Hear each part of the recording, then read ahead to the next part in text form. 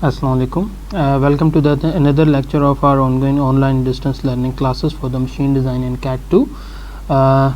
It is the ODL week number 5 or the week number 14 of the regular semester if it had been the regular classes. ये basically हमारा last topic है क्योंकि अभी हमने सिर्फ springs को cover up करना है, जिसमें सबसे पहले कंप्रेशन अभी इंट्रोडक्शन आएगा, उसके बाद हेलिकल कंप्रेशन स्प्रिंग है, फिर एक्सटेंशन स्प्रिंग है, फिर टॉर्जन स्प्रिंग है। सो इस तरह हमारा जो कोर्स है वो अब इख्तिताम की तरफ जो है गामज़न है। सो स्टार्ट करते हैं आज का लेक्चर। और सबसे पहले जो है द क्वेश्चन अराइजेस कि what is a spring. So spring is a mechanical device designed to store energy when deflected and to return an equivalent amount of energy when released. Springs are used in wide variety of applications since they allow controlled application of force or torque in addition to their ability for storing and releasing energy. यानी कि दो basic इसके function हो गए। एक तो यह है कि आपके पास वो जब आप उस पर लोड वगैरह या अप्लाई कर रहे हैं तो वो एनर्जी को स्टोर कर रहा है और उसको रिलीज़ करेगा जब जो है आप वो जिसके ऊपर फोर्स जो आप इम्पैक्ट उसके ऊपर डाल दें जब वो ख़त्म होगा। दूसरा जो है कंट्रोल्ड एप्लीकेशन ऑफ फोर्स के लिए भी अप्लाई हो सकता है कि सॉरी आपने किसी एक जगह पे कंट्रोल्ड जो है क्या कंट्रोल्ड आपने न्यूटन्स आपने वहाँ अप्लाई करने हैं। सो उस केस में भी आप स्प्रिंग्स यूज़ कर सकते हैं कंट्रोल्ड एनवायरनमेंट में आपका लोड अप्लाई हो रहा हो। तीन बेसिक टाइप्स हैं जी।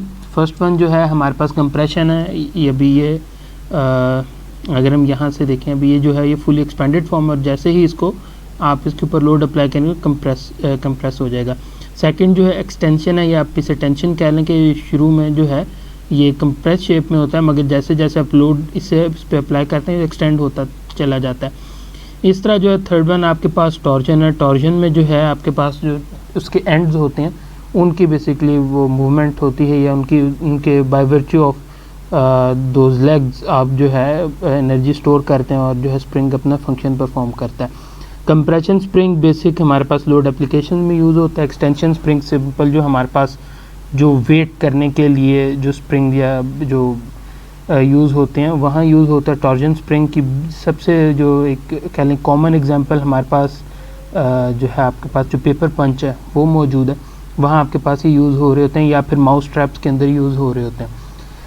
ओके, कंप्रेशन स्प्रिंग पे आ जाते हैं। Compression spring squeezes together to create a load. You will often find this inside switches, automotive suspension, jack in the box. ये आपके पास जो है जो फिगर है that is showing the compression spring. Suspension वगैरह में यूज़ होती है जहाँ लोड वगैरह आपने अप्लाई करना होता है काफ़ी जगहों पे, यानी और अगर कोई हैवी मशीनरी वगैरह उसको सपोर्ट देने के लिए जो है हम यूटिलाइज़ करते हैं। उसके बाद जो है सेकंड आपके पास एक्सटेंशन स्प्रिंग है। एक्सटेंशन स्प्रिंग जो है the extension spring stretches apart to create load. Simple आप देख सकते हैं और इसके जो है लिटिल लूप्स वगैरह एक बनाए जाते हैं ताकि जो है ये चीज़ों के साथ अटैच हो सके। फर्स्ट वन एक जो है एक मशीनरी है वहाँ आपको नज़र आ रहा है कि एक्सटेंशन स्प्रिंग अप्लाइड किया हुआ है, ठीक है। या फिर आप सिंपल अगर सिंपल वेट की एग्जांपल ले लें। इसके अलावा जो है हमारे पास जो पेट्रोल पंप पे जो नोज़ल होती है बेसिकली वहाँ भी इसकी यूटिलाइजेशन से जो थर्ड फिगर है ये बेसिकली वो पंप के जो हैंडल है ये उसकी फिगर है। You may find this on screen door hinge, garage door hinge और bouncy decoration that hang from the ceiling. Okay, उसके बाद जो नेक्स्ट है that is the torsion spring. Torsion spring जो है the torsion spring rotates around an axis to create load, ठीक है। ये रोटेट करेगा, ये सिंपल इसके जो दो पैग्स हैं बेसिकली ये मूव करते हैं जिसकी वजह से जो इसमें एनर्जी स्टोर होती है और इवेंचुअली जो है रिलीज़ होती है। They release there load in an arc around an axis, जो कि बेसिकली आप कह रहे हैं जो स्प्रिंग का एक्सिस है उसके अराउंड बेसिकली मूव कर रहे होंगे। They are commonly found in mouse traps, figure सामने इसकी गिवन है। सॉर्ट ऑफ कुछ इस किस्म की एग्जांपल या फिर रॉकर स्विचेस में ये जो है आपके इस्तेमाल होते हैं। उसके बाद जो है they are good for things that rotate less than 360 degrees, क्योंकि इसकी कन्फाइंड मूवमेंट है। अगर आप माउस ट्रैप या ये सेकंड फिगर को भी देखें तो ये मैक्सिमम जो है ये from point A to B let's say angle 120-130 degree है लेट्स से, या फिर ये 130 तो खैर ये नहीं है सेकंड फिगर में, ये मुश्किल से लेस देन 90 ही ये बनता है। सो 75 कर लें, 70 कर लें। सो बेसिकली यही इसकी मूवमेंट है, लिमिटेड है।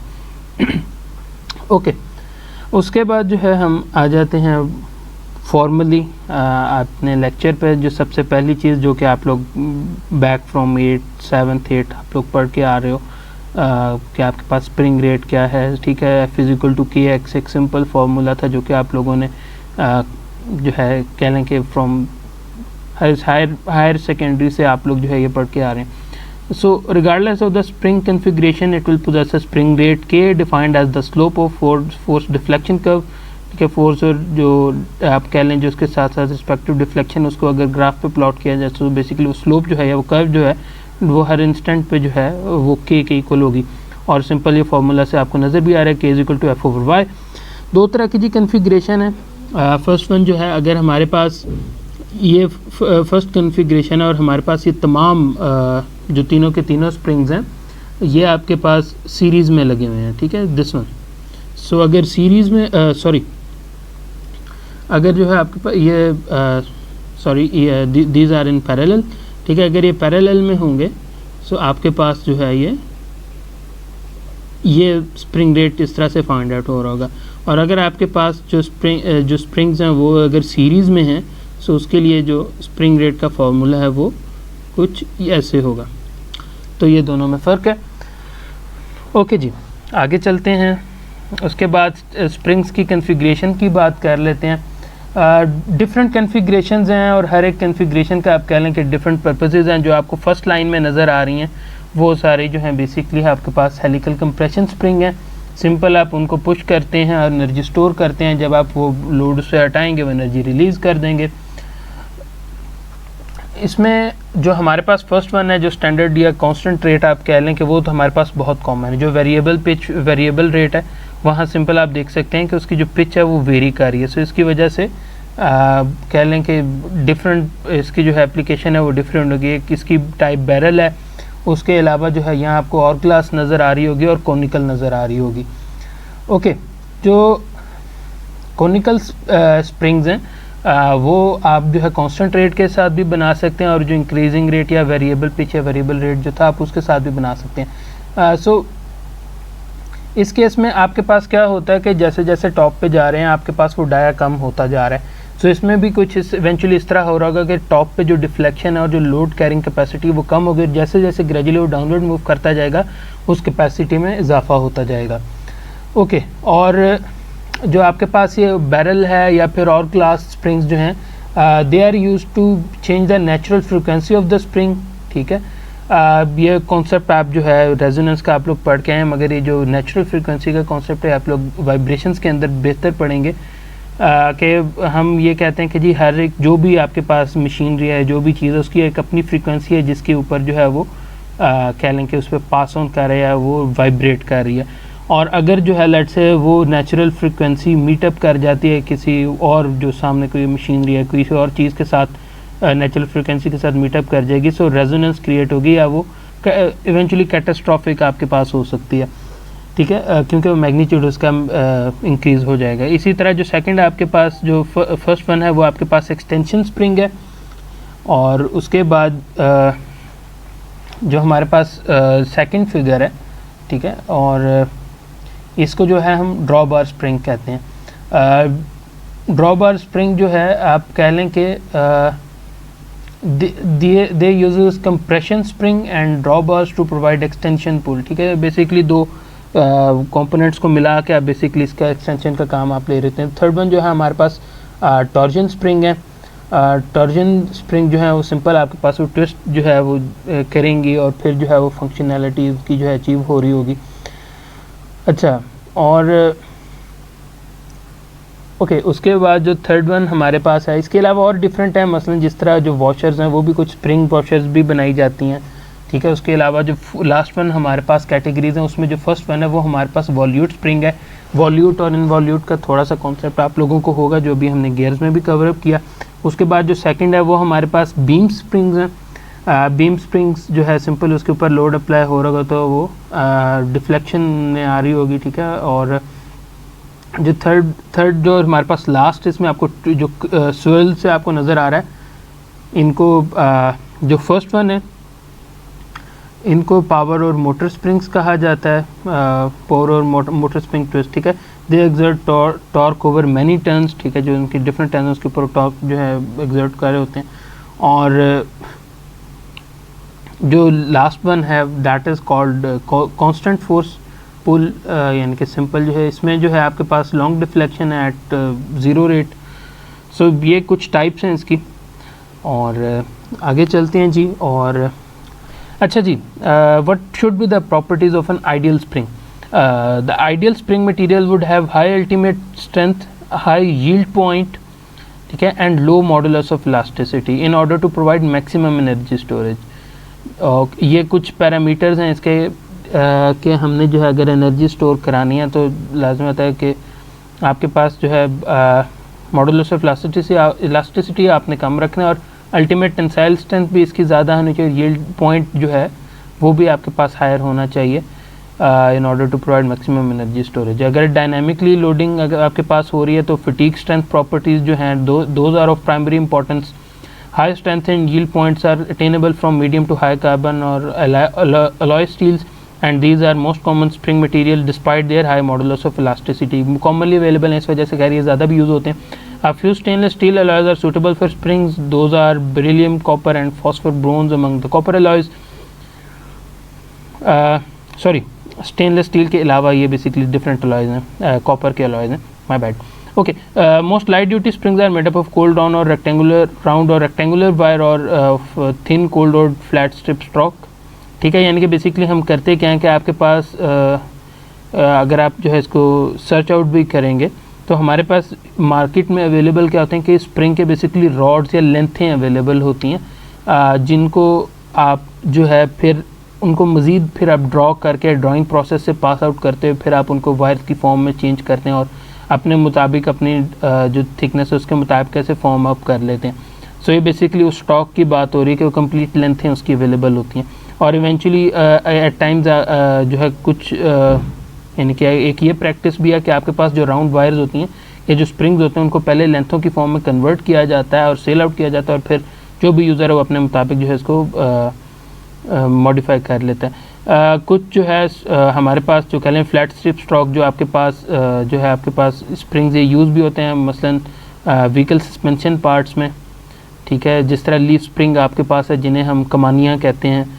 So they are typically made from hot rolled और forged forms। okay, ये तो थोड़ा सा हमने डिस्कस कर लिया मटेरियल्स के बारे में। उसके बाद अब हम वायर के ऊपर आ जाते हैं। जो अभी ये सारा आपको डेटा गिवन है that is for the round wire, ठीक है। Round wire is the by far the most common spring material, और आप यहाँ देख सकते हैं कि ASTM नंबर के हिसाब से जो है मटेरियल भी डिफ़ाइन है, और उसके बाद जो है उसके मटेरियल का नाम, SAE नंबर, ग्रेड वगैरह, और उसकी डिस्क्रिप्शन भी गिवन है कि हर मटेरियल की क्या क्या प्रॉपर्टीज़ हैं और कहाँ कहाँ एप्लीकेबल है। वैसे तो कस्टमाइज भी बनाए जाते हैं, स्प्रिंग बना सकते हैं कस्टमाइज्ड अपने डायमेंशन के, मगर जो स्टैंडर्ड एक चल रहा है या फिर कह लें जो मार्केट में आपको रेडीली अवेलेबल होंगे वो आपके पास ये साइज़ हैं। और यहाँ से अब आपको पता लग रहा है कि 8228 जो है आपके पास किस रेंज के अंदर फॉल कर रहा होगा। इसी तरह 8229 कहाँ से कहाँ तक आपको किन जो है वायर डायमीटर्स में आपको अवेलेबल होगा। सो ये तमाम डाटा जो है यहाँ से अवेलेबल है और इसको हम यूटिलाइज भी इवेंचुअली कर रहे होंगे। उसके बाद आ जाते हैं स्प्रिंग के अल्टीमेट टेंसाइल स्ट्रेंथ पे, उसकी जो है शियर स्ट्रेंथ पे।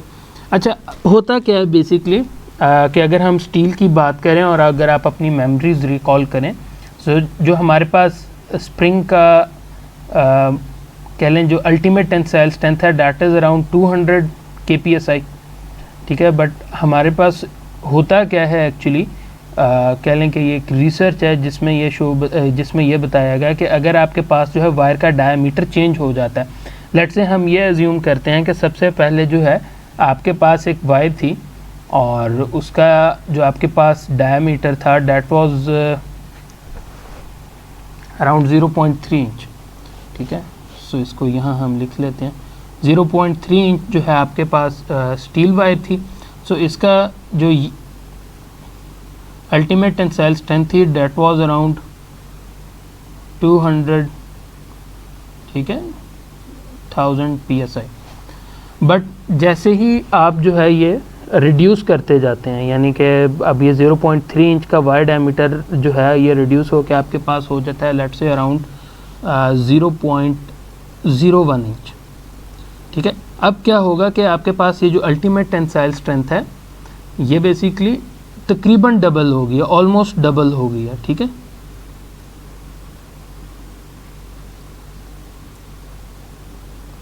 सो इस वजह से हम जो नॉर्मल हमारे पास डेटा है उस पर रिलाई नहीं कर सकते।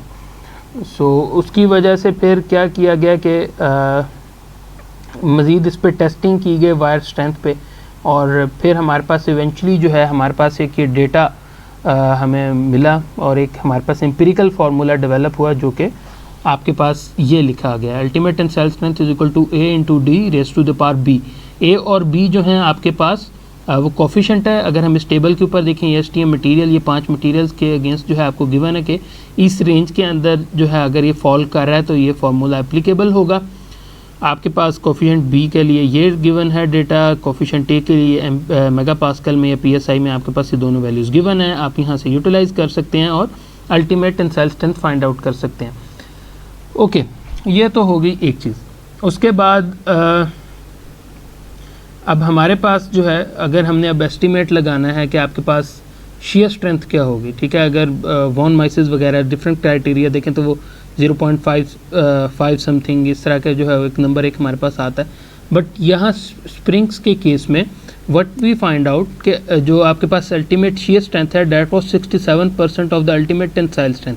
सो इस वजह से हमने शेयर स्ट्रेंथ को 0.67 SUT लिख दिया कि अल्टीमेट टेंसाइल स्ट्रेंथ जो उसका 65% है। जो आपके पास ये दो आपके पास चार्ट्स हैं, ठीक है, एक आपके पास यहाँ क्या लिखे, ये आपके पास वायर डायमीटर जो है वायर डायमीटर है, उसके बाद ये अल्टीमेट टेंसाइल स्ट्रेंथ है। इसके अगेंस्ट डिफरेंट मटेरियल के अगेंस्ट आप देख सकते हैं कि जो है बार इसकी चल रही, जैसे जैसे वायर डायमीटर चेंज करेगा ये ग्राफ भी या उसकी कह लें जो अल्टीमेट टेंसाइल स्ट्रेंथ है इवेंचुअली उसकी अल्टीमेट जो शेयर स्ट्रेंथ है वो दोनों वैल्यूज़ चेंज हो रही होंगी। ओके जी, सो ये तो था regarding the ultimate tensile strength and the shear strength. उसके बाद अब फ्लैट स्प्रिंग स्ट्रोक को दोबारा डिस्कस कर लेते हैं।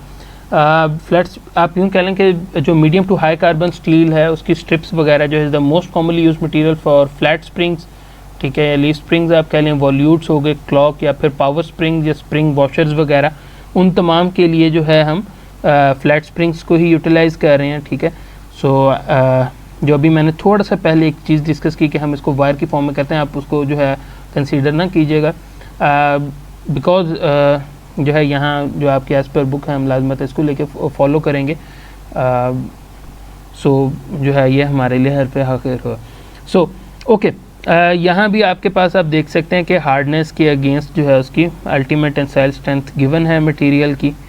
सो यहाँ से हम जो है वो फाइंड आउट कर सकते हैं for the flat spring stock. Normally जो है अगर कह लें फ्लैट स्प्रिंग के लिए मटेरियल्स की हम बात करें तो आपके पास स्टेनलेस स्टील यानी जो मोस्ट कॉमनली यूज़ होते हैं 301 है, 302 है, वो यूज़ हो जाएगा। उसके बाद कॉपर अलॉयज़ में बात करें तो बेरिलियम कॉपर है, ब्रॉन्ज में बात करें तो फॉस्फोर ब्रॉन्ज है, ये मटेरियल यूज़ हो जाते हैं। ठीक है, उसके बाद जो है आपके पास AISI 1050, 1065, 1074, 1095 स्टील जो है वो भी आपके पास यूज़ हो जाते हैं यहाँ इन स्प्रिंग्स को बनाने में। सो अच्छा, उसके बाद एक और चीज़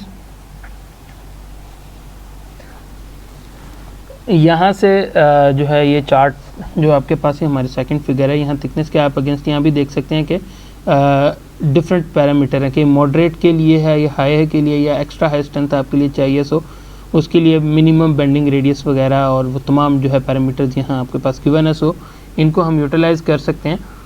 ओके, अच्छा, अब हम थोड़ा सा नोमेनक्लेचर को भी डिस्कस कर लेते हैं। सबसे पहले आपके पास जो पैरामीटर नोन होंगे। अच्छा, अगर लेट से हम बात करें कि हमने किसी भी स्प्रिंग को डिफ़ाइन करना है, ठीक है, सो स्प्रिंग को डिफ़ाइन करने के लिए हमारे पास 4 चीज़ें होना ज़रूरी हैं। सबसे पहले वायर का डायमीटर क्या है, मीन कॉइल डायमीटर क्या है जो कि यहाँ कैपिटल D से शो हो रहा है। ठीक है, उसके बाद हमारे पास फ्री लेंथ कितनी है, और हमारे पास नंबर ऑफ़ कॉइल्स कितने हैं, या फिर पिच क्या है, कॉइल पिच क्या है। ये चार अगर हमारे पास नोन होंगे तो हम स्प्रिंग को इजीली कंप्लीटली डिफाइन कर सकते हैं। Okay, so moving on to the terminology. सबसे पहले हमारे पास यहाँ NT है which stands for the total number of turns. Okay, उसके बाद small d which stands for the wire diameter. उसके बाद DI है जो कि आपके पास ये स्प्रिंग के जो इनर डायमीटर फॉर्म हो रहा होगा उन साइड डायमीटर उसको शो कर रहा है। आपके पास जो D0 है वो आउटसाइड डायमीटर को शो कर रहा है, और उसके अलावा जो D है वो मीन कॉइल डायमीटर को शो कर रहा है। उसके बाद जो ये आपके पास लेंथ है, यानी कि अभी इस पर कोई लोड नहीं है, इसको हम फ्री लेंथ बोलते हैं। ओके, उसके बाद जो है यहाँ अगर सेकंड फिगर पे आप देखें, आपको ये ज़्यादा बेहतर यहाँ से अंडरस्टैंडिंग हो रही होगी कि अगर कोई लोड नहीं है तो आपके पास यहाँ फ्री लेंथ अवेलेबल है। उसके बाद जो है एक कंडीशन यूज़ हुई है प्री लोड की, और एक इनिशियल डिफ्लेक्शन हुई है जिसको वाई इनिशियल से डिनोट किया गया, और ये अब ये चेंज होगी LA पे जिसको हम एक्टिव लेंथ बोलते हैं। ठीक है,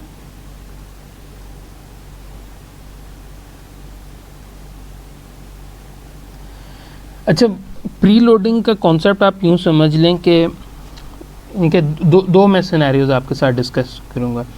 फर्स्ट सिनेरियो आप कुछ ऐसे ले लें कि आपने जो है लेट से कहीं तराजू वगैरह में स्प्रिंग लगाया, तो लाजमत है जो प्लेट वगैरह रखी उसका अपना भी वेट होगा, तो वो इनिशियली वेट जो है आप उसके ऊपर आ गया, उसकी वजह से एक डिफ्लेक्शन है, तो वो एक इनिशियल एक लोड आ गया, इनिशियल डिफ्लेक्शन होगी स्प्रिंग में, वो आप प्री लोडिंग कंडीशन आप ले लेते हैं। या आपके पास अगर मैं सस्पेंशन की बात करूं तो आपके पास क्या होता है कि springs are defined by their ability, यानी कि कितना जो है वो पावर अब्जॉर्ब कर सकते हैं, और कितनी जो है वो यानी कि कितने वो पावर यानी कि अब्जॉर्ब करके आगे रिलीज़ कर सकते हैं, ट्रांसमिट कर सकते हैं। सो लेट से आपके पास एक मटेरियल है, ठीक है, और ये जो फोर्स का पैरामीटर होता है ये होता है कि आपने बाय 1 इंच यानी कि 1 इंच डिफ्लेक्शन में हमने कितनी फोर्स लगानी पड़ रही है। लेट से एक पैरामीटर, एक हमारे पास स्प्रिंग है जिसको आप 400 पाउंड लगाते हैं तो वो 1 इंच डिफ्लेक्शन करता है। ओके, मगर अब इशू आपके पास ये आ जाता है कि आप जो है स्प्रिंग के अगर फोर्सेस वगैरह चेंज करते हैं आप लेट से हम ये अज्यूम करते हैं कि जो मुझे फोर्स चाहिए या जो इवेंचुअली मैंने फोर्स मूव करानी है डैट इज़ 500 LB। अब इशू ये है कि अगर मैं अप्रोप्रिएट स्प्रिंग लेता हूँ 500 LB के लिए, तो उसका जो स्प्रिंग का लाजमत है जो कॉइल डायमीटर है वो पैरामीटर्स चेंज हो रहे होंगे, और लेट से आपके पास इतनी जगह भी नहीं है। ठीक है, सो इस केस में अब आप क्या करेंगे? सो इस केस में हम क्या करेंगे कि हम ये जो स्प्रिंग है जो हमारे पास ये 400 पाउंड वाला है, थोड़ा सा डिफ़िकल्ट हो सकता है कॉन्सेप्ट, बट थोड़ा सा समझने की कोशिश कीजिएगा। हम क्या करते हैं कि इस पर 100 पाउंड एक ऑलरेडी एक इसको लोडिंग में डाल देते हैं, यानी कि 100 पाउंड को ऑलरेडी इसके ऊपर लोड डाल देते हैं, जिसकी वजह से क्या होगा, जो डिफ्लेक्शन है वो 1/4 इंच हो रही होगी। सो जब ये एनर्जी रिलीज़ करेगा, या फिर कह लें कि जब ये एनर्जी अपनी ट्रांसमिट करने की कोशिश करेगा, तो ये स्प्रिंग 400 + 100 यानी कि टोटल आपके पास 500 पाउंड ही ट्रांसमिट कर रहा होगा आगे। सो ये बेसिकली कॉन्सेप्ट है प्री लोडिंग का। ठीक है, सो यहाँ प्री लोडिंग को जो है आप कह लें कि हम एक तरह से इग्नोर कर रहे हैं। ठीक है, और उसके बाद आ जाता है वर्किंग डिफ्लेक्शन में, कि आपने लोड इंक्रीज़ करते गए और आपने देखा कि जी यहाँ इनिशियल जो डिफ्लेक्शन थी वहाँ से लेके आपके पास मैक्सिमम वर्किंग लोड कितना है, यानी कि जो मैक्सिमम इसकी कैपेबिलिटी है, इसको हम जो है मैक्सिमम वर्किंग लोड कहते हैं, या फिर आप इसे जो इस टाइम अब इसकी लेंथ रह जाएगी वो मिनिमम वर्किंग लेंथ होगी। The minimum working length is the shortest dimension to which it is compressed in service. ठीक है, यानी कि ये सर्विस सिस्टम का है। उसके बाद अगर आप मज़ीद कंप्रेस करते जाते हैं और आपके पास इवेंचुअली क्या होता है कि जो स्प्रिंग के दरमियान जो गैप है वो बिल्कुल ख़त्म हो जाता है, और जो वायर्स हैं वो तमाम एक दूसरे के साथ इन कांटेक्ट आ जाती हैं। उस पॉइंट को जो है आप शट हाइट कहते हैं, या फिर आप सॉलिड हाइट कहते हैं। ठीक है, अगर आपके पास जो है जब आप शट हाइट पे जो है आप आ जाते हैं, सो हमारे पास बेसिकली होता क्या है कि द स्प्रिंग जस्ट एक्ट यानी कि आप कह लें कि एक पाइप के तौर पे एक्ट कर रहा होगा और उस पर वो कंप्रेसिव फोर्स लग रही है और इवेंचुअली जब तक वो फ्रैक्चर नहीं करेगा वो उसको अलाउ करेगा। लेट्स से अगर मैं एक ग्राफ बनाने की कोशिश करता हूँ कि ये स्प्रिंग था, आप फोर्स इंक्रीज़ करते गए और इसकी डिफ्लेक्शन भी जो है वो इंक्रीज़ करती गई और लेंथ इंक्रीज़ करती गई, यहाँ तक कि हम अब शट लेंथ पे आ गए। अब जब आप मज़ीद इस पर लोड लगाएंगे तो डिफ्लेक्शन नहीं होगी, वो फोर्स तो सेव करेगा मगर यहाँ से अब ग्राफ कुछ इस तरह से चलता जाएगा इवेंचुअली कि आपके पास वो जो फ्रैक्चर पॉइंट है वो आ जाएगा और यहाँ आपके पास जो मटेरियल है वो रप्चर कर जाएगा। सो इसको जो है हम बेसिकली ये फंक्शनैलिटी है इसका, ठीक है, यानी कि जो जो इसकी कंप्रेसिव स्ट्रेंथ है वायर की वहाँ तक बेसिकली इसको फॉलो कर रहा होगा। ओके, उसके बाद जो है एक यहाँ कॉन्सेप्ट यूज़ होगा या फिर एक चीज़ यूज़ हो रही है जिसको हम क्लैश अलाउंस बोलते हैं। ये चीज़ क्लैश अलाउंस बेसिकली क्या है कि that is the difference between the minimum working length and the shut height. अब हम क्या करते हैं कि एटलीस्ट अपने पास हम 10 to 15% का लेवरेज रखते हैं कि जो है हम मिनिमम वर्किंग लेंथ से 15% का गैप रखें और 15% के गैप के बाद आपके पास बेसिकली वो शट रीजन स्टार्ट हो। That is used basically to avoid reaching the shut height in service without of tolerance spring या फिर एक्सेसिव डिफ्लेक्शन वगैरह उसमें ना आ रही हो, ठीक है, कि एक बार वो शट लेंथ पे आ गए हो तो फिर सिंपली आपके पास जो है वर्कआउट कर रहा होगा, यानी कि स्प्रिंग वाली कोई इसमें प्रॉपर्टी रहेगी नहीं, वो तो सिंपल एक बार कह लें कि आपके पास एक्ट कर रहा होगा as a pipe sort of act कर रहा होगा, ठीक है। सो इस वजह से जो है दैट इज़ नेसेसरी कि जो है इसके दरमियान डिस्टेंस रहे। ओके, उसके बाद 4 टाइप्स हैं जी हमारे पास कंप्रेशन स्प्रिंग की। फर्स्ट वन हमारे पास प्लेन एंड्स है, उसके बाद प्लेन ग्राउंड एंड्स है, उसके बाद स्केयर्ड एंड्स है और स्केयर ग्राउंड एंड्स हैं। जो हमारे पास फर्स्ट वन है जो कि प्लेन एंड्स हैं वो कुछ इस तरह से उनकी शेप आपको नज़र आ रही होगी जो कि यहाँ शोन है। इस केस में क्या होगा कि जो एक्टिव नंबर ऑफ कॉइल्स हैं और जो टोटल नंबर ऑफ कॉइल्स हैं वो सेम है, ठीक है जी, ends with the same pitch as the rest of the spring. उसके बाद प्लेन ग्राउंड एंड्स हैं। प्लेन ग्राउंड एंड में क्या होता है कि ये हमने अपने जो सॉलिड वर्क्स की लैब है उसके अंदर हमने ये बनाया भी था और इसमें एक्टिव नंबर ऑफ कॉइल जो है वो टोटल नंबर ऑफ कॉइल्स में से 1 सब्ट्रैक्ट करेंगे क्योंकि हाफ यहाँ से कॉइल और हाफ यहाँ से कॉइल जिसको आपने बेसिकली बिल्कुल सरफेस के साथ आपने स्मूथ कर दिया, ठीक है, can be ground flat and perpendicular to the spring axis to provide normal surfaces for load application, ठीक है, लोड वगैरह अगर सही से आपने अप्लाई करना उसके लिए आप ये अप्लाई करते हैं। सेकंड जो आपके पास है वो स्केयर्ड एंड्स हैं।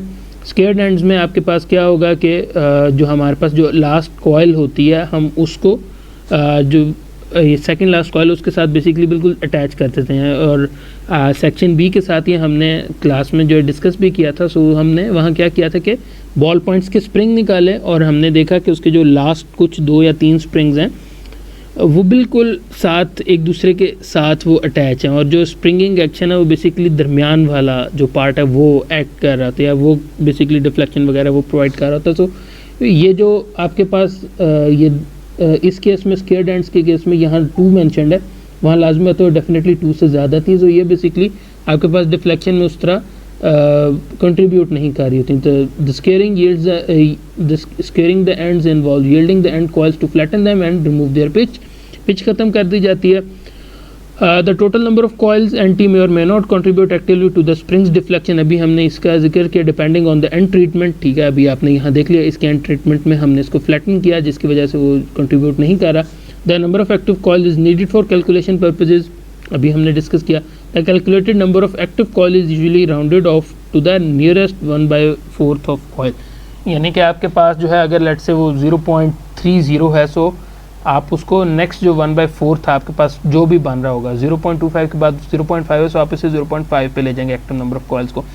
जो लास्ट वन है वो हमारे पास स्केयर ग्राउंड एंड्स है, इसमें सिंपल स्केयर्ड एंड्स ही हैं मगर एंड को जो हमने फ्लैटन कर दिया है। सो इसमें क्या होता है कि आपके पास 270 to 330 डिग्री आपके पास फ्लैट सरफेस आ जाती है फॉर द लोड एप्लीकेशन। वो कैसे आएगी ये देखें, अगर आप इसको यहाँ से स्टार्ट करते हैं और एक कंप्लीट राउंड फ्लिप यहाँ तक करता है डैट इज़ 180, ठीक है, और अगर एक कंप्लीट यहाँ भी कैरी ऑन रखता है डैट इज़ 270 और यहाँ तक आप करें तो ये तकरीबन 330 डिग्री बन जाता है। सो ये 330 डिग्री तक फ्लैट होता है, यानी कि आप कह लें कि अगर आपने लोड एप्लीकेशन उसमें जो है आपको बेनिफिशियल हो सकता है। ये एक एग्जांपल थी जी, that is from the real time project. ये बेसिकली स्प्रिंग है जो कि चिलर के ऊपर ये लगा गया है। चिलर का weight around that was around 2181 kilograms. So ये स्प्रिंग इसको हमने डिस्कस किया था। That spring is basically the plain end spring, ठीक है। सॉर्ट ऑफ ये देखने में, क्योंकि पिक्चर शायद उस तरह से विजिबल नहीं है, मगर ये थोड़ा सा कंफ्यूजिंग हो सकता है। In between the square end and the plain end, but this is the plain end, यानी कि जो अगर आप लास्ट लाइन में देखें वहाँ अभी भी पिच आपको नज़र आ रही है कि वो फ्लैटन नहीं किया गया, उसमें पिच मौजूद है। अच्छा, for the sake of knowledge मैं आपको बता देता हूँ, इसके नीचे हमने एक पैड रखा है, इसको हम बेसिकली वाइब्रेशन आइसोलेशन पैड्स बोलते हैं।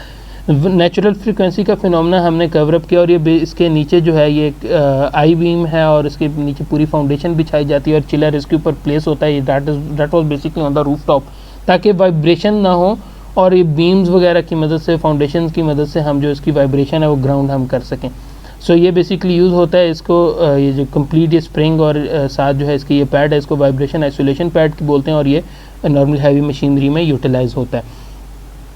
ओके, उसके बाद हम आ जाएंगे एक्चुअली, यानी कि हम कह लें कि कंप्रेशन स्प्रिंग्स पे आ जाते हैं, और इसका जो एक्चुअल जो हमारे पास डेटा है, ये कह लें फॉर्मूलेशन है, हम उनको डिस्कस कर लेते हैं।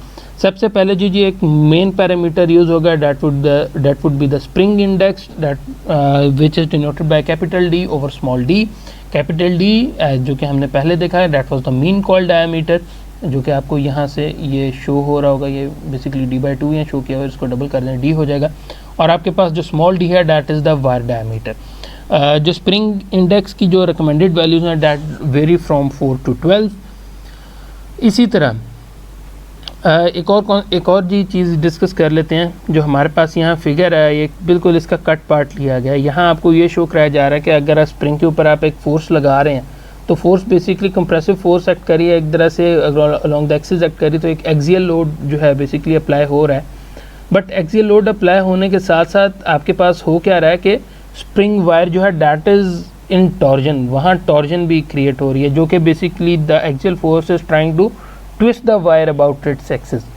सो इस वजह से हमने टॉर्जन का इसको भी कंसिडर करना है। और अगर आपने जो है हेलिकल कंप्रेशन स्प्रिंग को अगर हम देखें, तो एक तरह से ये एक टॉर्जन बार हम इसको कह सकते हैं, that is which is wrapped into helical form with which packages बेहतर हैं, कि एक बेहतर पैकेजेस में जो पैकेजिंग में जो है आपके पास एक ये टॉर्जन बार है।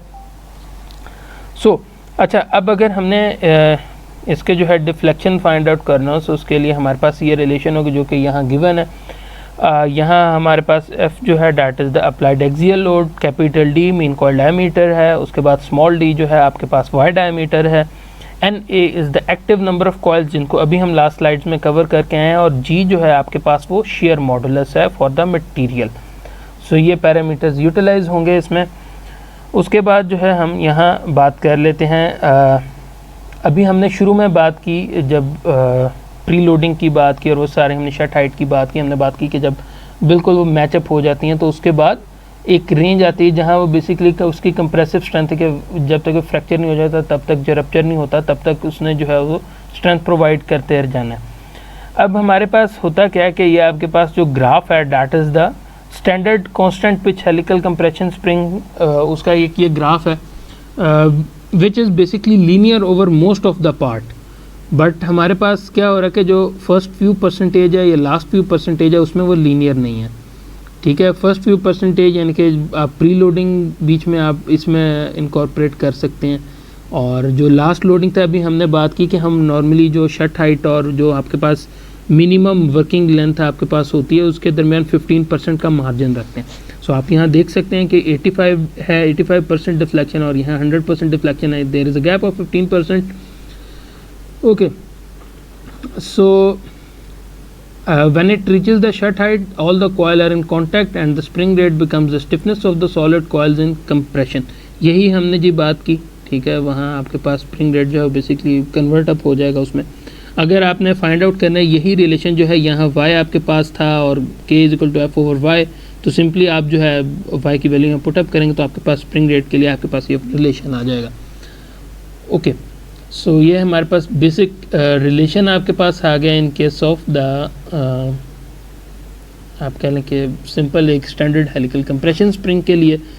उसके बाद अब हम बात कर लेते हैं स्ट्रेसेस के ऊपर आ जाते हैं। अच्छा, अब स्ट्रेसेस में बात करें, और अभी जो हमने पहले कॉन्सेप्ट बात की हमने बात की कि दो तरह की फोर्सेस लग रही हैं, एक जो कि टॉर्जन आपके पास अप्लाई हो रही है और एक एक्सियल फोर्स लग रही है। अब जो एक्सियल फोर्स है वो वायर डायमीटर के ऊपर बेसिकली उसके एरिया के पैरेलल एक्ट कर रही है, जिसकी वजह से वहाँ शेयर आपके पास जनरेट हो रहा होगा।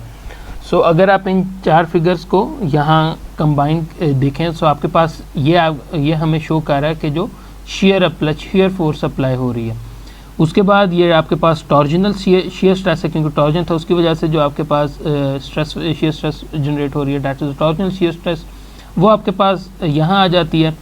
ठीक है, और उसके बाद जो है ये आप कह लें कि डायरेक्ट एजेस के ऊपर आप बात कर लें। ठीक है, कि एक तरह से combined direct and share torsion stress जो है वो कुछ इस तरह से मैग्नीट्यूड इसका बनेगा।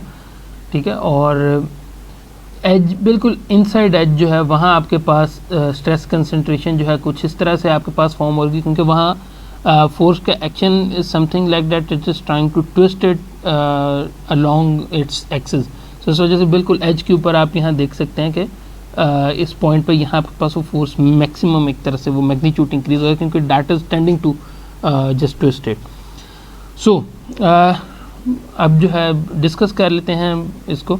The free body diagram shows that there will be two components of stresses on any cross section of area. First one are torsional shear stress from the torque T। ठीक है जी, हमने ये इसको डिस्कस कर लिया। And a direct shear stress due to the force F, इसको भी हमने डिस्कस कर लिया। ठीक है जी, the maximum shear stress tau max occurs at the inner fibre of the wire's cross section, वो हमने ये लास्ट फिगर में भी देख लिया।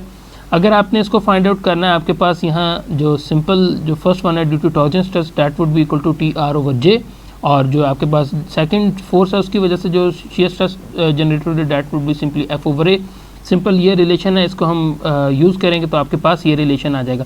अब आपने इस रिलेशन में क्या करना है कि जो आप स्प्रिंग इंडेक्स हम पढ़ के हैं कि C is equal to D/small d, इस वैल्यू को जब आप इस इक्वेशन के अंदर जब आप पुट करते हैं और इनको आप मज़ीद सिंप्लीफाई करेंगे तो हमारे पास जो रिलेशन है वो कुछ इस फॉर्म में आ जाएगा, और आपके पास हम इसको मज़ीद सिंप्लीफाई करके कुछ इस फॉर्म में लिख सकते हैं। और आपके पास यहाँ जो KS है उसको हम डायरेक्ट शेयर फैक्टर कहते हैं। ठीक है, सो इस तरह जो है ये डिराइव होता है। दोनों इक्वेशंस जो हैं, बल्कि इनफैक्ट ये नेक्स्ट स्लाइड में जो है ये कवर भी हो रहा है। ओके, पहले जो है हम इस इक्वेशन को ओके जी चलें, ये अभी इस पे बाद में थे, पहले इसकी भी बात कर लेते हैं। दोनों इक्वेशन जी आइडेंटिकल हैं, सेम वैल्यूज़ आपको देंगी, बट जो हमारा ये सेकंड वर्जन है जिसके अंदर डायरेक्ट शेयर फैक्टर यूज़ हो रहा है, हम इसको प्रेफर करेंगे और ये हमारे पास ज़्यादातर यूज़ हो रहा होगा। ओके जी, उसके बाद हम आ जाते हैं नेक्स्ट डिस्कशन कर लेते हैं, और that is the stresses in the simple, वही हमारे पास स्ट्रेसेस चल रही हैं और हम कर्व बीम के हवाले से जो इसको डिस्कस कर लेते हैं। अच्छा, अब इशू क्या है हमारे पास कि अगर तो आपके पास ये वायर होती, सिंपली स्ट्रेट वायर होती, ठीक है, और इस पर सिंपल आपके पास फोर्सेस लग रही होती, डायरेक्ट शेयर फोर्स था और वो टॉर्क था, जिस तरह अभी हमने यहाँ डिस्कस भी किया और इस सामने आपके इमेज भी शोन है। सो उस केस में जो हमारे पास ये इनिशियल इक्वेशंस थी जो कि हम यहाँ कवर करके हैं, that would have been appropriate, that would have been excellent, हम सॉल्व कर सकते थे। बट हमारे पास अब इशू क्या आ रहा है कि इशू हमारे पास ये आ रहा है कि हमारे पास जो वायर्स हैं those are turned in the form of a coil. ठीक है, बेसिकली आपके पास हेलिकल स्प्रिंग है तो एक कॉइल की फॉर्म में, एक वो स्पाइरल की फॉर्म में शेप अप हो जाती हैं। अब जो आपके पास एक अगर हम बिल्कुल इसको कंसिडर करें कि आपके पास ये बीम का केस है, अब जो कर्व बीम्स होती हैं they have a stress concentration on the inner surface of curvature. ठीक है, इनके इनर सरफेस जहाँ वो कर्वेचर बेसिकली फॉर्म हो रहा होता है वहाँ एक तरह से स्ट्रेस कंसंट्रेशन उसके ऊपर होती है। ठीक है, दो जो हमारे पास ये स्प्रिंग है that is not loaded as the beam, मगर प्रिंसिपल जो है वो सेम यहाँ अप्लाई हो रहा होगा। और हम यहाँ ये बात करेंगे कि there is a higher stress at the inner surface of the coil. ठीक है, यहाँ वॉल ने जो है WHL वॉल ने जो है इसको डिटरमिन किया था और इस पर वर्किंग आउट की थी, और उसने जो है ही actually determined the stress concentration factor for round wire and defined a factor KW which includes both direct shear effects and the stress concentration due to curvature. ये जो हमारे पास फॉर्मूला है that is valid for round wires with the spring with the value of C greater than equal to 1.2 उनके लिए valid है. सो KW जो है वो कुछ इस तरह से डिफ़ाइन किया जाता है और अब जो टॉम एक्स है वो हम इस तरह से डिफ़ाइन कर देते हैं. सो इवेंचुअली जो KW है that is equal to KS multiply by KC जो है अब हमारे पास कर्वेचर फैक्टर है और KS की अभी हमने बात की कि वो डायरेक्ट शेयर फैक्टर था. Okay, so what does it mean actually. अब आपके पास अगर लेट से स्प्रिंग जो है वो स्टैटिकली लोडेड है, ठीक है, the yielding is the failure criteria. If the material is loaded locally, आपके पास जो है यील्ड्स लोकली, ठीक है, it will relieve the local stresses. यानी कि अगर आपके पास स्टैटिक लोडिंग में है, ठीक है, और जो आपके पास लोकलाइज स्ट्रेसेस होती हैं, it will basically relieve the local stress concentration, ठीक है, due to the curvature factor. और आपके पास जो सिंपल हमारे पास जो ये इक्वेशन थी इसको हम यूटिलाइज कर सकते हैं, बल्कि इनफैक्ट यार ये आगे डिस्कस हो रहा है. ओके, हाँ, यहाँ आ जाते हैं. Okay, if a spring is statically loaded, then the yielding is the failure criteria, ठीक है, जहाँ yield होगा वहाँ basically fail हो जाएगा. The material yields locally, ठीक है, कोई local yielding वगैरह के phenomena उसमें occur हो रहा है, it will relieve the local stress concentration that is due to curvature factor Kc, and equation 14.8b can be used to account just for direct shear.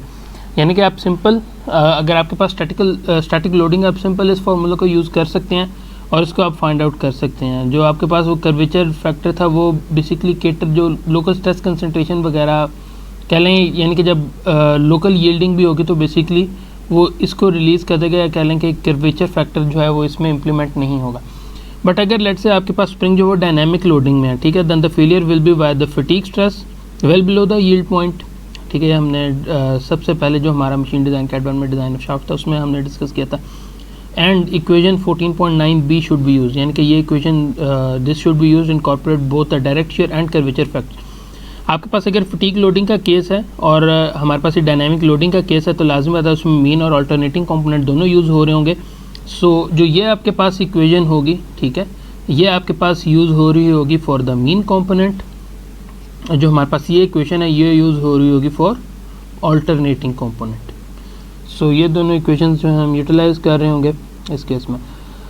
उसके बाद क्वेश्चन ये rise होता है कि अभी तक जो हमने तमाम डिस्कशन की वो हमने ये बात की कि जिस स्प्रिंग जो है that is round wire. So the question arises कि इज़ इट पॉसिबल कि आपके पास जो है नॉन राउंड वायर भी हो. So the answer is yes.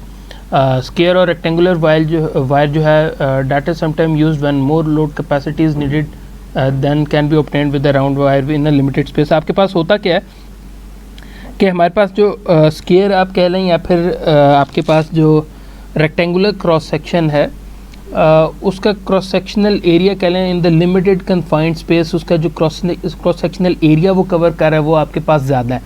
सो जिसकी वजह से यानी कि आप सिंपल अगर ये देखें कि आपके पास एक ये सर्कल है, ठीक है, और आपके पास एक ये रेक्टेंगल कवर इसको कवर अप कर रहा है. सो आप यहाँ से देख सकते हैं कि इसके समवट ये कुछ एजेस हैं. ये एरिया जो है जो कि राउंड वायर में एम्प्टी जा रहा है. आपके पास जो एक रेक्टेंगल या फिर स्क्वायर आपके पास क्रॉस सेक्शन होगा वो बेसिकली उन एरियाज़ को भी कवर कर रहा है. सो इवेंचुअली ज़्यादा लोड बर्दाश्त कर सकते हैं आपके पास ये स्क्वायर या फिर रेक्टेंगुलर क्रॉस सेक्शन, और हम उन पॉइंट्स पे फॉर द लिमिटेड स्पेस हम उनको यूटिलाइज भी करते हैं. ठीक है, इट विल हैव हायर. सिर्फ इशू क्या होगा क्योंकि एजेस वगैरह राउंड वो कॉर्नर्स शार्प कॉर्नर्स आएंगे जिसकी वजह से those will have a higher stress concentration factor. Wahl factor यहाँ अप्लाई नहीं होगा. ठीक है, ओके जी. उसके बाद जो है हमारे पास जो एक और अच्छा इसमें दो आपको जब भी आप लिटरेचर पढ़ेंगे दो इसमें चीज़ें डिस्कस हो रही होंगी कि या तो जो क्रॉस सेक्शन है आपके पास नॉन राउंड वायर के लिए आप क्रॉस सेक्शन आप यूज़ करें either that would be wound on edge, यानी कि आपके पास जो एज है यानी कि ये है यहाँ से बेसिकली वो वाइंडिंग आपके पास स्प्रिंग की स्टार्ट हो रही है, यानी कि ये क्रॉस सेक्शन आपको विजिबल है यहाँ से स्टार्ट हो रही है, यानी कि from this line and this line. या फिर जो है आपको कहा जाएगा कि वाउंड ऑन फ्लैट है, यानी कि वो ये लेंथ है और ये लेंथ है। अब यानी कि जब क्रॉस सेक्शन होगा तो वो बेसिकली यहाँ से कुछ इस तरह से वो स्प्रिंग आपके पास चल रहा होगा। ओके, यहाँ जो इसके आप कह लें टी इसकी थिकनेस है, बी आप ब्रेड्थ कह लें या हाइट कह लें इसको, ठीक है। और स्ट्रेस कंसंट्रेशन अब जो वाउंड ऑन एज के केस में आपके पास एट इनसाइड एज, यानी कि जो ये वाला पॉइंट है ये इनसाइड एज कहलाएगा। इस पॉइंट पर स्ट्रेस कंसंट्रेशन होगी मैक्सिमम। और इसी तरह जो हमारे पास सेकंड केस है,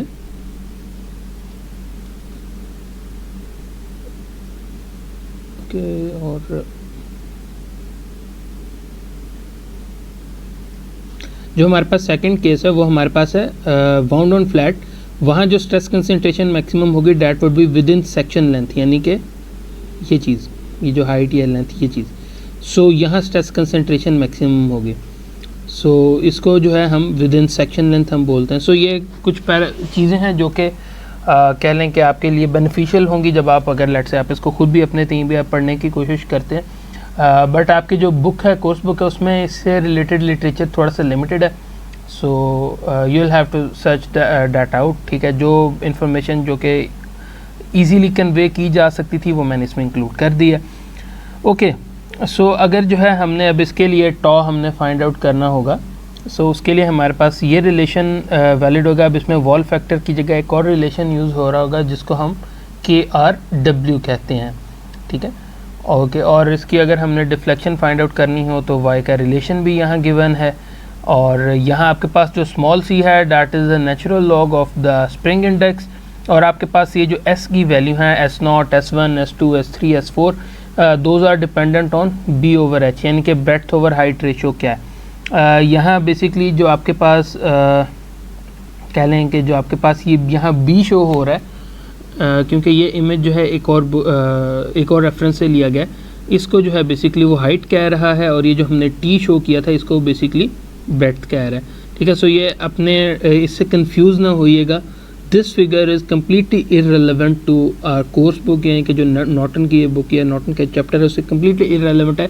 just for the sake of concept उसके रेशो के अगेंस्ट आप यहाँ से देख सकते हैं कि ये रेशो कुछ देखें, स्टार्ट में 1/20, 1/10 है, यहाँ जाके वो चेंज होगी है 4/1, 6/1, 8/1, यानी कि कुछ केसेस में जो है वो वाउंड ऑन एज है, कुछ केसेस में वो वाउंड ऑन फ्लैट है। और इसके अगेंस्ट जो है S0, S1, S2, S3, S4 की डिफरेंट वैल्यूज़ है, आप यहाँ से नोट डाउन करेंगे। KRW फाइंड आउट करेंगे। KRW जब आपके पास फाइंड आउट हो जाएगा आप यहाँ से इवेंचुअली टॉ फाइंड आउट कर सकते हैं, डिफ्लेक्शन y फाइंड आउट कर सकते हैं। सो इस तरह जो है हमारे पास ये जो नॉन राउंड वायर्स होंगी आपके पास जो कंप्रेशन स्प्रिंग है उनके लिए आप ये रिलेशन यूज़ कर रहे होंगे। ओके, इसी तरह जो है यहाँ अगर आपने स्प्रिंग इंडेक्स फाइंड आउट करना है तो उसके लिए जो है आपके पास यहाँ एक डिफरेंट रिलेशन है। और यहाँ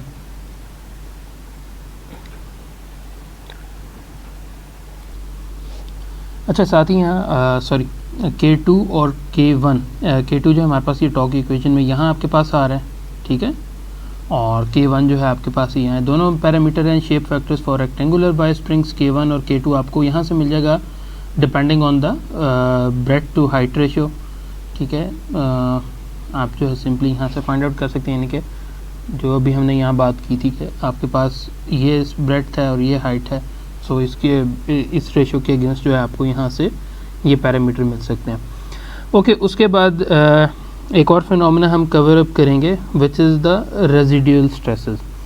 सो अभी तक हमने बात की, हमने देखा कि जी यहाँ लोकलाइज यील्डिंग भी हो सकती है स्प्रिंग के अंदर। हमने कंप्रेसिव फोर्सेस के अंदर देखा कंप्रेसिव फोर्सेस लगने, कंसंट्रेशन वगैरह भी हो सकती है। सो उसको केटर करने के लिए हम पॉजिटिव रेजिडुअल स्ट्रेसेस भी इंड्यूस करा सकते हैं आपके पास स्प्रिंग में। वो कैसे होगी, यानी कि काम कैसे करता है, बेसिकली होता क्या है कि आप रेजिडुअल स्ट्रेसेस इंड्यूस कराते हैं, कोई भी पैरामीटर यूज़ करेंगे। लेट्स से जिस तरह फर्स्ट वन हमारे पास सेटिंग का है, या आप उसके ऊपर लोड अप्लाई करेंगे और इसको लेके जाएंगे इसकी शट हाइट तक।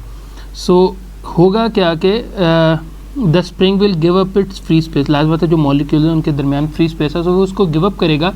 उसकी वजह से क्या होगा कि eventually the spring will get strain harden, यानी कि उसकी जो एनर्जी स्टोरिंग कैपेसिटी है वो इंक्रीज़ हो जाएगी। यानी कि आपकी जो फ्री लेंथ है वो भले कम हो रही है बट आपकी जो एनर्जी स्टोरिंग कैपेसिटी है वो इंक्रीज़ हो रही है इसकी वजह से। सो ये जो है आपके पास जो रेजिडुअल स्ट्रेसेस कह लें, ये जो फिनोमेना होता है उसका ये हमारे पास एडवांटेज होता है। तो फर्स्ट वन जो है हमारे पास जो कह लें मेथडोलॉजी यूज होती है उसको हम सेटिंग बोलते हैं। When a wire is coiled into a helix, tensile residual stresses are developed at inner surface and compressive residual stresses occur at outer surface. Setting is a beneficial residual stress procedure which is done by compressing the spring to its shut height and yielding the material to introduce beneficial residual stresses. ठीक है, अभी हमने इसको discuss किया। उसके बाद हमारे पास है load reversal. Compression spring should never be loaded in tension nor a tension spring in compression, even torsion spring as well. ठीक है जी, as we shall see, need to have a unidirectional torque applied to avoid premature failure. ये इसके लिए ज़रूरी है। या एक और जो पैरामीटर होता है रेजिडुअल स्ट्रेसेस को इम्पोर्ट कराने के लिए, इंड्यूस कराने के लिए, वो शॉर्ट पिनिंग है। शॉर्ट पिनिंग क्या होता है कि आप मटेरियल आपने प्लेस कर दिया और उसको फिर स्मॉल आप कह लें कि जो बॉल्स आपके पास होंगी स्टील की या जो भी मटेरियल हो है, आप उससे उनको बम्बार्डमेंट कराते हैं। सो उससे क्या होगा कि इवेंचुअली जो आपके पास स्प्रिंग है उसके अंदर बेनिफिशियल रेजिडुअल स्ट्रेसेस इंड्यूस हो जाएंगी। And this is most effective against cyclic loading in fatigue. ठीक है, for wide spring short diameters of 0.008 inch या 0.2 mm या फिर 0.055 इंच या 1.4 mm टिपिकली यूज्ड। ओके, उसके बाद जो है हम बकलिंग ऑफ कंप्रेशन स्प्रिंग उसको हम डिस्कस कर लेते हैं। अच्छा, अब इसको प्रोसीड हम कुछ इस तरह से करेंगे, यानी कि आप इसको कुछ इस तरह से समझिए कि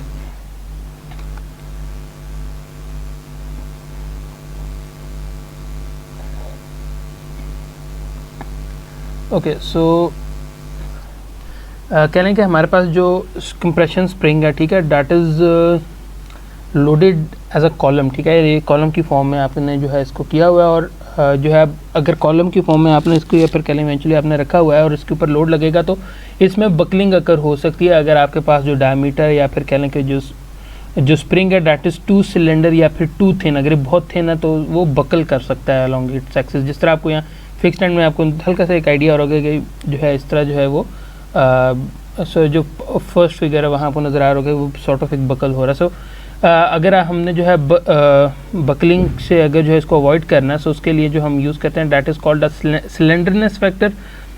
जो है slenderness factor is created as the aspect ratio of free length to mean coil diameter. ठीक है, यानी कि LF डिवाइडेड बाई D। अगर ये फैक्टर जो है ग्रेटर दैन 4 होगा so the spring might buckle. So okay, और इसके अलावा जो एक और जो पैरामीटर इंपॉर्टेंट है that is the end constraint of the spring affect is tendency to buckle. अगर तो एक एंड फ्री है, ठीक है, यानी कि जो फर्स्ट वन है the spring will buckle with a smaller aspect ratio. ठीक है, यानी कि स्मॉलर एंगल पे वो बकल हो रहा होगा। ठीक है, और with then if it is held against parallel plates, अगर दो पैरेलल प्लेट्स के अगेंस्ट होगा तो लाजमी तो बकल निस्बतन थोड़ा सा ज़्यादा होगा। ठीक है, मसलन अगर आप यार यहाँ से इसको दोबारा देखो, अगर ये जो इमेज हमने यहाँ डिस्कस किया था अगर आप इसको दोबारा यहाँ से विजुलाइज करो तो बेसिकली दो पैरेलल प्लेट्स के अगेंस्ट ही है। सो यहाँ अगर जो बहुत सिलेंडर होगा तो ये बकल जो है हायर एस्पेक्ट रेशियो से करेगा। ठीक है, एस्पेक्ट रेशियो सिंपल आपके पास जो है मोबाइल स्क्रीन में भी आपके पास होता है। ठीक है, या हमारे पास स्क्रीन की रेशियो जिस तरह 16:9, 4:3 एक्सेट्रा, यानी कि लेंथ टू विड्थ रेशियो। सो यहाँ भी आप हाइट के साथ देख सकते हैं कितनी डिफ्लेक्शन लॉन्ग एक एक्सिस में हो रही होगी respect to the other axis. So that would be the aspect ratio. Okay, यहाँ जो हमारे पास ग्राफ है यहाँ आप देख सकते हैं जी स्लेंडरनेस रेशियो या फिर ratio of free length to the mean diameter, वो रेशियो गिवन है against the ratio of deflection against the free length. यानी कि ये दो हमारे पास रेशियोज है, इसके अगेंस्ट जब हम प्लॉट करते हैं सो आपके पास ये दो ग्राफ्स बेसिकली आ रहे हैं। अगर तो इस ग्राफ से जो है वो राइट हैंड साइड पे होगा, यानी कि अगर नॉन पैरेलल लेंस, यानी कि अगर इस तरह का केस है या जो अभी हमने चिलर वाली एग्जांपल देखी जिसमें वो फिक्स पैरेलल लेंस वो बनता है, अगर वो केस है सो दोनों के केस में हमारे पास ये ग्राफ गिवन है। अगर तो इस जो कर्व है इससे अगर वो आपके पास जो भी वैल्यू ये आ रही है अगर तो वो लेफ़्ट साइड पे कहीं लाई कर रही है, यानी कि इस ग्राफ से लेफ़्ट साइड पर, तो इसका मतलब है कि for the parallel lens that is unstable, और अगर वो इस रीजन के अंदर फॉल कर रही है सो डैट इज़ स्टेबल। और इसी तरह नॉन पैरेलल लेंस के लिए अगर इस लाइन के अक्रॉस अगर टुवर्ड्स द लेफ्ट अगर इस रेंज में लाई कर रही है तो वो आपके पास यहाँ जो है कह लें कि स्टेबल है, अगर यहाँ है तो अनस्टेबल है, क्योंकि हमने बात की थी कि हमारे पास ये जो रेशियो अगर ये ग्रेटर दैन 4 होगी सो द स्प्रिंग में बकल, जो कि हमने यहाँ डिस्कस भी किया था। ठीक है, ओके, उसके अलावा जो सिंपल जो the graph shows a plot of two lines that depict the stability of the two end constraint cases, ठीक है। Spring with aspect ratio deflection ratio combination to the left of these line are stable against buckling, इसको हमने discuss कर लिया था। So next हमने अब search को डिस्कस करना है, और सर्च को डिस्कस करने से पहले रिलेटिव एक छोटा सा कॉन्सेप्ट है, पहले उसको हम डिस्कस कर लेते हैं। नेचुरल फ्रीक्वेंसी का देखें, आपके पास कोई भी बॉडी है जो कि जिसे आप डिस्टर्ब करते हैं, सो उसमें वाइब्रेशन इंड्यूस होती हैं। लेट्स से आपके पास एक गिटार की वायर है, गिटार की वायर को आपने प्लग किया, या आपके पास एक स्प्रिंग है और आपने एक साइड पे उसे लेके गए जाके आपने रिलीज़ कर दिया, सो उसकी वजह से उसमें वाइब्रेशंस इंड्यूस होंगे। वो वाइब्रेशन जो फॉर्मूला है, या फिर कह लें those are dependent on the spring constant, ठीक है, उसमें इलास्टिसिटी वगैरह कितनी है और उसका मैस कितना है, इन दो फैक्टर्स पे वो डिपेंडेंट होती है। और अगर लेट्स से आपके पास कोई भी ऐसी बॉडी हो जिसमें मैस है और इलास्टिसिटी भी है, सो उसकी वन और मोर नेचुरल फ्रीक्वेंसीज भी हो सकती हैं, यानी कि आप कह लें कि डिफरेंट मोड्स उसमें हों, डिफरेंट मोड्स ऑफ वाइब्रेशन इसमें होंगे। ओके, और ये नेचुरल फ्रीक्वेंसी होती है जब इसमें आप कोई डैम्पिंग फोर्स है, कोई एक्सटर्नल फोर्स उस तरह से आप नहीं लगा रहे थे जो कि let's say continuous in nature है और उसके ऊपर वर्क कर रही है। So that is the natural frequency. So होता क्या है कि जब आप लेट्स से कोई एक्सटर्नल फोर्स इसके ऊपर लगाते हैं, लेट्स से हमारे पास ये स्प्रिंग है और चूँकि हम कंप्रेशन स्प्रिंग की बात कर रहे हैं, सो लेट्स से आप इसके ऊपर फोर्स लगाते हैं। अब वो फोर्स लगाने की वजह से लाजमी बात है, अब एक तो थी नेचुरल फ्रीक्वेंसी, अब ये लाजमी बात है आपने फ्रीक्वेंसी आपने इंड्यूस कराई। अब अगर तो वो फ्रीक्वेंसी, वो नेचुरल फ्रीक्वेंसी आपके जो हमारे पास स्प्रिंग है उसकी नेचुरल फ्रीक्वेंसी के साथ मीटअप कर जाए, यानी या फिर उसके नज़दीक पहुंच जाए, सो क्या होगा कि दोनों की फ्रीक्वेंसी सेम होगी, रेजोनेट कर रहे हैं, जिसकी वजह से रेजोनेंस का फिनोमेना आकर होगा और एक continuous compressive load through out the spring जो है पास कर रहा होगा। सो जो कि यहाँ जिसको जिक्र इस इन सेंस इस तरह किया गया कि if allowed to go into resonance the wave of longitudinal vibrations are basically called surging cause the coils to impact one another. So that is the surging, that is the surge। जो हमारे पास vibrations होती हैं वो आपके पास दो directions में हमारे पास जो है रोटेट कर सकती हैं, ठीक है। एक जो है वो लेटरल मूवमेंट भी हो सकती है, ठीक है, और सेकंड जो है हमारे पास लॉन्गिट्यूडनल मूवमेंट भी हो सकती है। लेटरल आपके पास बेसिकली होती है फ्रॉम साइड टू साइड, ठीक है, और लॉन्गिट्यूडनल जो है अलोंग द टॉप। सो ये हमारे पास जो है दो फोर्सेस होती हैं। सो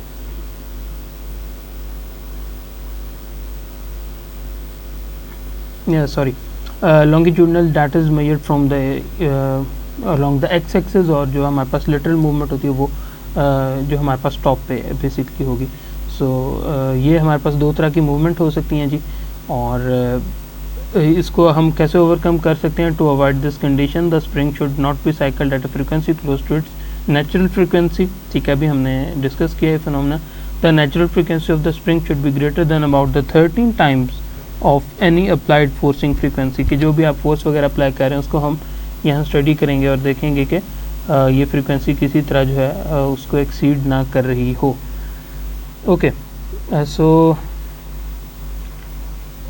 आई थिंक यहाँ ही पहले डिस्कस कर लेते हैं। यहाँ जो डिफरेंट पैरामीटर्स यूज़ हो रहे हैं, इसके अंदर जो WA है that is the weight of springs active coils, G जो है वो ग्रेविटेशनल एक्सेलरेशन है, उसके अलावा ओमेगा N जो है उसे एंगुलर फ्रीक्वेंसी कह देते हैं, या नेचुरल फ्रीक्वेंसी को हम ओमेगा N से भी रिप्लेस कह लें कि रिप्रेजेंट कर देते हैं, या फिर आप उसे f(n) या फिर लीनियर फ्रीक्वेंसी आप उसे भी आप रिप्रेजेंट कर सकते हैं नेचुरल फ्रीक्वेंसी को। उसके अलावा NA number of active coils हैं, गैमा वेट डेंसिटी है, D जो है सिंपल वो मीन डायमीटर है, G एक जगह यूज़ हो रहा है that is the share modulus, चूँकि हमने बात की कि इसमें टॉर्जन और वो शेयर वाला फिनोमेना कर हो रहा होता है स्प्रिंग के अंदर। सो ये तमाम पैरामीटर्स हैं जो कि मोस्टली हमें नोन होंगे। और बल्कि इनफैक्ट सारे ही नोन होंगे और हम इवेंचुअली सिंपली यहाँ से वाइब्रेशन हम फाइंड आउट कर लेंगे. So that was from the search part. Next हमने डिस्कस करना है जो अलाउएबल स्ट्रेंथ्स हैं फॉर द कंप्रेशन स्प्रिंग्स. और जब कंप्रेशन स्प्रिंग्स की हमने बात की थी तो हमने नोट किया था कि कंप्रेशन स्प्रिंग्स के ऊपर एक तो ट्विस्ट फोर्स भी लग रही है, शेयर फोर्स भी लग रही है. सो ट्विस्ट की वजह से लाजमी होता है टॉर्जन जनरेट होगा. और एक और चीज़ भी हमने डिस्कस की थी कि जैसे जैसे वायर का साइज़ रिड्यूस होता जाता है सो प्रॉपर्टीज़ में भी फ़र्क हमें नज़र आ रहा था. और वो रिलेशन हमने देखा था A/D⁻⁴B.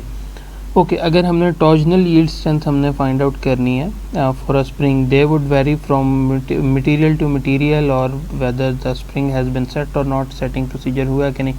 अगर तो स्टैटिक लोडिंग है सो जो है हम यहाँ लिख सकते हैं कि जो अल्टीमेट टेंसाइल स्ट्रेंथ है उसका कुछ ये पार्ट हो गया, परसेंटेज होगी.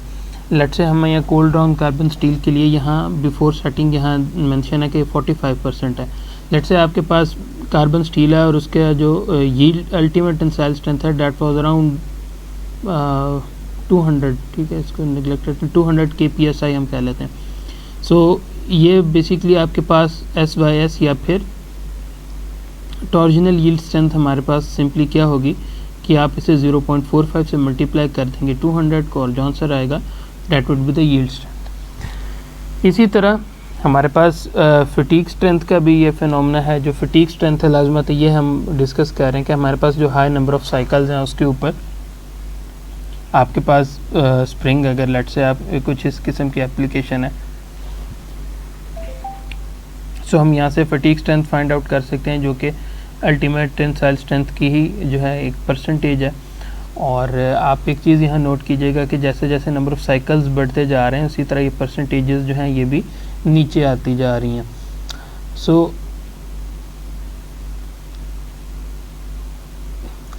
यहाँ से जो खैर आपके पास ये मैक्सिमम टॉर्जनल फटीग स्ट्रेंथ है SFW that is for the round for the wire.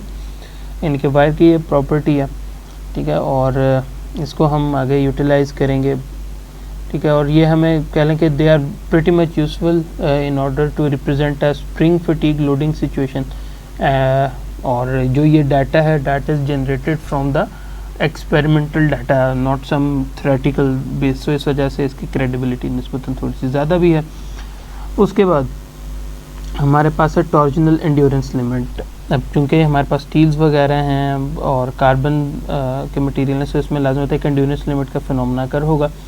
Endurance limit जी हो सकती है, अगर हो सकती है. और हमने जब शाफ्ट के केस में भी डिस्कस किया था हमने कहा था कि जी वो लेस दैन 200 kPSI के लिए जो मटेरियल जिनकी अल्टीमेट टेंसाइल स्ट्रेंथ है उनके लिए वैलिड है. और उनके लिए हमने बात की थी कि जो एंड्योरेंस लिमिट है that is the 0.5 times the ultimate tensile strength. But वहाँ हमने डिस्कस नहीं किया था उन मटेरियल्स के लिए जिनकी एंड्योरेंस जो इनकी अल्टीमेट टेंसाइल स्ट्रेंथ 200 kPSI से ज़्यादा है. सो उनके लिए हम इवेंचुअली यहाँ डिस्कस किया गया कि जो एंड्योरेंस लिमिट उनके लिए हम सिंपली 100 kPSI ले लेते हैं for material greater than 200 kPSI. और ज़्यादातर लाजमत जो स्प्रिंग मटेरियल्स हैं वो उसी कैटेगरी में हैं. और उसके बाद जो है यहाँ ज़िमरली ने जो है कि रिसर्च की थी और उसकी बेसिस पे उसने ये कहा था कि हमारे पास अगर आपके पास जो भी स्प्रिंग वायर हैं और उनका अगर डायमीटर जो 10 mm से कम है उन जो भी उनके केस में torsional endurance limit for infinite life with stress ratio R is equal to 0 यानी कि कोई मिनिमम मैक्सिमम वगैरह यानी कि स्टैटिक लोडिंग है बेसिकली अभी ये. सो उस केस में जो है हमारे पास यहाँ फॉर अनपिंड स्प्रिंग्स उसमें 45 kPSI, अगर पिंड स्प्रिंग है उनके लिए 67.5 kPSI. सो हमारे पास ये डायरेक्ट नंबर है और इसको हम यूटिलाइज़ कर सकते हैं. ओके, अच्छा, यही फिनोमेना समवट जो है हमारे पास जब ये फुली रिवर्स लोडिंग होगी उसमें भी यही चीज़ यूज़ हो रहा होगा. ठीक है, सो अभी फिल वक्त जो है अब हम इसे अभी स्टैटिक लोडिंग के लिए ही डिस्कस कर रहे हैं. अच्छा, उसके बाद एक इंटरेस्टिंग फिनोमेना है, कह लें कि एक इंटरेस्टिंग से टॉपिक है that is the essence diagram, जो कि हमारे लिए आज का जो हमारा लेक्चर है उसके लिए लास्ट होगा. एसन डायग्राम मटेरियल साइंसेस के अंदर ये बड़ी अहमियत रखती हैं कि आप जो स्ट्रेसेस होती हैं उनको नंबर ऑफ़ साइकिल के अगेंस्ट हम प्लॉट कर देते हैं ताकि हमें पता लग सके कि कहाँ नी फॉर्मेशन हो रही है, कहाँ से आगे एंड्योरेंस लिमिट वगैरह लेट से जनरेट हो रही है, वो तमाम फैक्टर्स अगर हमने लेट से वो फाइंड आउट करना है, और किसी भी लेट से स्प्रिंग की वायर के लिए हमने फाइंड आउट करना है, सो हम क्या करेंगे कि पहले 1000 साइकिल्स के ऊपर वो फाइंड आउट करेंगे, फिर उसके जैसे जैसे साइकिल बढ़ते जाएंगे वैसे वो प्रॉपर्टीज़ फाइंड आउट करते जाएंगे। जो अगर लेट से हमारे पास रेक्टेंगुलर वायर है उसके लिए पैरामीटर्स देखें आपको यहाँ गिवन है। अल्टीमेट जो हमारे पास टेंसाइल स्ट्रेंथ है उसका रिलेशन ये गिवन है, उसके बाद जो अल्टीमेट शियर स्ट्रेंथ है उसका ये रिलेशन गिवन है, ठीक है। और उसके बाद जो है आपके पास यहाँ ऐसा थर्ड फैक्टर आपके पास यहाँ गिवन है which is basically the torsional strength SMS, ठीक है, यानी कि SMS एट 1000 साइकिल्स, वो अल्टीमेट शियर स्ट्रेंथ का 90% है, या फिर जो ये 0.67 है इसको आप 0.9 से मल्टीप्लाई करेंगे तो वो आपके पास 0.6 बच जाएगा। सो इस तरह ये रिलेशन बेसिकली डिराइव हुआ कि हमने इस इक्वेशन में बेसिकली जो ये रिलेशन है इसको हमने यहाँ लेके गए और फिर यहाँ जो है हमारे पास इवेंचुअली ये रिज़ल्ट आ गया। ओके, सो हम क्या करेंगे कि इसको एक्चुअली हम ड्रॉ करके देख लेते हैं, ठीक है। सो सबसे पहले जो है अगर हम मूव करते हैं और हमने ड्रॉ तीन वायर साइजेस के लिए ड्रॉ करेंगे। फर्स्ट वन जो है हमारे पास कह लें कि एक हमारे पास 0.042 इंच है, एक हमारे पास 0.250 इंच है, और जो फर्स्ट वन है दैट इज़ 0.010 इंच, जो 0.25 ये लिखा गया दैट इज़ बेसिकली 0.010 इंच। सो इन तीनों पे हमने फाइंड आउट करना है। अब इसको हम उस तरह डिटेल में सॉल्व नहीं करेंगे क्योंकि एक सिर्फ कॉन्सेप्ट ही है। सबसे पहले जो है हमने फाइंड आउट करनी है ultimate tensile strength. Ultimate tensile strength जी ये हमारे पास रिलेशन गिवन है A × D⁻⁵ A आपके पास लेट से हम यहाँ मटेरियल ले रहे हैं विच इज़ 8228 म्यूज़िक वायर, और इसका A का कोफिशिएंट ये हमें गिवन है, ठीक है जी, जो कि हमारे पास यहाँ तमाम रिलेशंस में वो यूज़ हो रहा है। और जैसे जैसे आप यहाँ से डायमीटर चेंज करते जा रहे हैं 0.010, 0.042, 0.250, हमारे पास ये तीनों वैल्यूज़ आ गई हैं, ठीक है जी। और ये तीनों वैल्यूज़ हमारे पास होंगी एट द साइकिल्स, यानी कि तकरीबन ये 1000 साइकिल्स के ऊपर ये वैल्यू आपके पास आ गई। सो फर्स्ट पार्ट हमारे पास आ गया। अब यहाँ से हम सिंपली जो टॉर्जनल स्ट्रेंथ है SMS वो हम फाइंड आउट कर सकते हैं विच is the 60% of this value. So simply हमारे पास जो है ये वैल्यूज़ थी और हमने इनके केस में हमने यहाँ SMS फाइंड आउट कर दिया विच इज़ द टॉर्जनल स्ट्रेंथ। इसको हम यहाँ मेंशन भी कर देते हैं।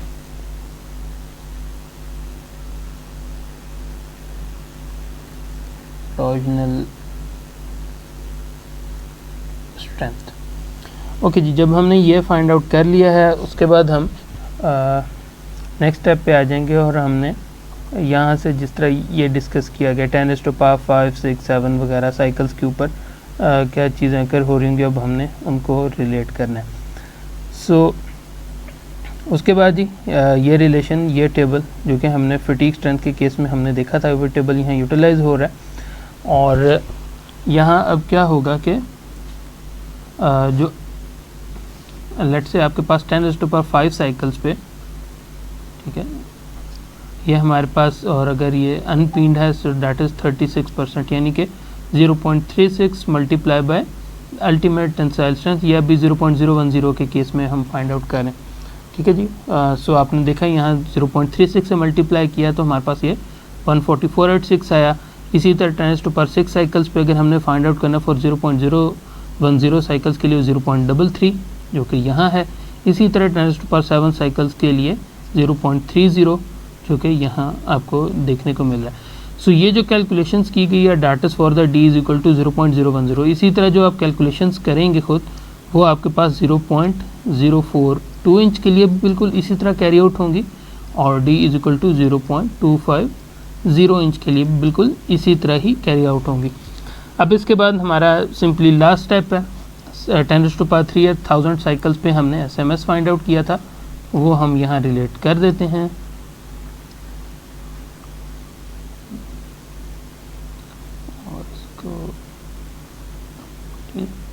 यहाँ हम रिलेट कर देते हैं कि जी यहाँ हमारे पास जो है केस में था 0.010 के केस में था, डैट इज़ द 0.042 इंच, और ये हमारे पास 0.250 इंच है। सो 10⁻³ साइकिल्स हमने फाइंड आउट किया। उसके बाद हमने 10⁻5 साइकिल्स पे फाइंड आउट किया, 10⁻6 साइकिल्स पे फाइंड आउट किया, 10⁻7 साइकिल पे फाइंड आउट किया। सो सिंपली आपने इन तीनों पॉइंट्स को ज्वाइन कर देना और इस पॉइंट को यहाँ तक ज्वाइन कर देना। सो जब आप ज्वाइन करेंगे आप देखेंगे कि यहाँ नी फॉर्मेशन हो रही है, या फिर 10⁻5 साइकिल से या फिर लो साइकिल से जो है आपके पास यहाँ ड्यूरेंस लिमिट जो है आपको फिनोमेना ही अकर होता हुआ आपको नज़र आएगा for the wire. So that is basically the ascent diagram. और यहाँ जो है हमारा इवेंचुअली टॉपिक ख़त्म हो जाता है, जो आज हमने जितना कवर करना था। जो नेक्स्ट वीक अब हम करेंगे वो कंप्रेशन स्प्रिंग के हम डिज़ाइन को देखेंगे। सबसे पहले हम स्टैटिक के केस में डिज़ाइन करेंगे, उसके बाद फिर हम डायनामिक लोडिंग के केस में डिज़ाइन करेंगे। So in fact before moving I think बल्कि इनफैक्ट ये हम नेक्स्ट वीक में ही जो है हम ये कवर अप कर लेंगे। डिज़ाइन से रिलेटेड चीज़ें हैं और उसके बाद जो है कुछ चीज़ें हैं जो हमने step by step find out करना है, उसको यहाँ कवर किया गया और फिर उसके बाद प्रॉब्लम है। सो इंशाल्लाह जी सी यू नेक्स्ट वीक, और हम इस चीज़ को नेक्स्ट वीक में कवर अप करेंगे। यहाँ तक जो है अगर इस केस में आपको कोई कन्फ्यूजन है, इस केस में you are free to ask, आप प्लीज़ ये पूछिए, इंक्वायर कीजिए, और जो है इसको हम कोशिश करेंगे कि ये कन्फ्यूजन यहाँ इस हफ्ते तक और तमाम कॉन्सेप्ट जो है रिगार्डिंग स्प्रिंग वो हम सारे सिंगल पेज पे हों ताकि नेक्स्ट वीक से हमारे लिए आसानी हो। Thank you very much.